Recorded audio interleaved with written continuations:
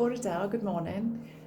Our thought for today, our gospel reading today is from Mark 8 verses 27 to 38, and it talks about Jesus telling his disciples to take up their cross and follow him.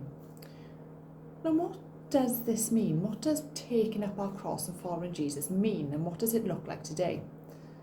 Now, Jesus' statement at the time made people think about their commitment to God and he made them think about their motivations. What was motivating them to follow him? Was it ease? Was it because it was convenient? Because it was fashionable at the time to follow Jesus around? Jesus was making these people question these things, their commitment and their motivation to him. Now, to take up your cross and follow me means literally to take a stand for Christ, to stand up for Christ.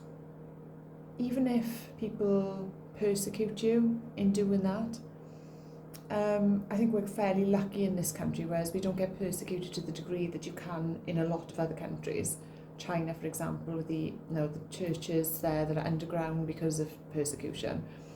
But in this country, do we take a stand for Christ with the threat of being made fun of? Now, I know it's hard for young people these days to say, I'm a follower of Jesus, I'm a Christian. My oldest daughter, when we decided to take her out of a normal secondary school and put her into a Church of Wales secondary school, her so-called friends at the time, instead of being, oh, okay, understanding, they basically said, oh, fine, go off to your Jesus school then. Now, I don't know if this was just a reaction of children who weren't going to see their friend again. I'm not sure. But the attitude was there of, oh, it's a Jesus school, it's a Bible bashing school. Now, we face this as Christians on a daily basis, sometimes without even knowing. And it's how we react to this is what makes us take up our cross and follow Jesus. We have to commit to Christ fully. And that means in mind, in body, and in spirit. We have to declare him with our lips. We have to act in a Christ-like way in our manner. So how do we do this in practical terms then in our daily lives? I've thought of 6 ways. The first, we would have to surrender fully to the Lord every single day. We have to commit our lives. We have to say to the Lord, look, Lord, I'm here for you. I'll look out for you each day, see where you're telling me to go, and commit to him daily. Number 2, by daily imitating Christ, by behaving in a Christ-like way, by being the person who holds the door open for somebody, for being the person in the car who lets that car out, for just behaving in a kind and nice and considerate way, the way that Christ would act, for calling out a wrong, for sticking up for the person who is left behind, any of these things. Number 3, by daily sacrificing for others.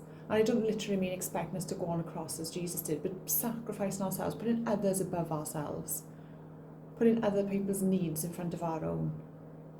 Number 4, by loving others, by just simply being kind and loving one another as Jesus asked us to do.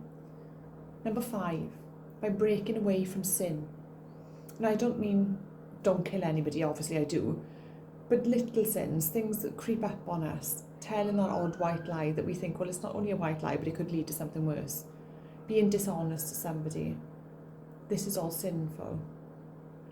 And number 6, by spending quality time with God every single day in prayer and by reading his word, by reading the Bible. And in doing this, we are daily taking up our cross and following Jesus. We need to make God's goal our goal. And I'm going to leave you with this challenge today. I challenge you and myself to set aside time every day this week for prayer and to ask God to examine the crosses in our own lives and to see how Jesus might want us to respond to that. I hope you have a really good week.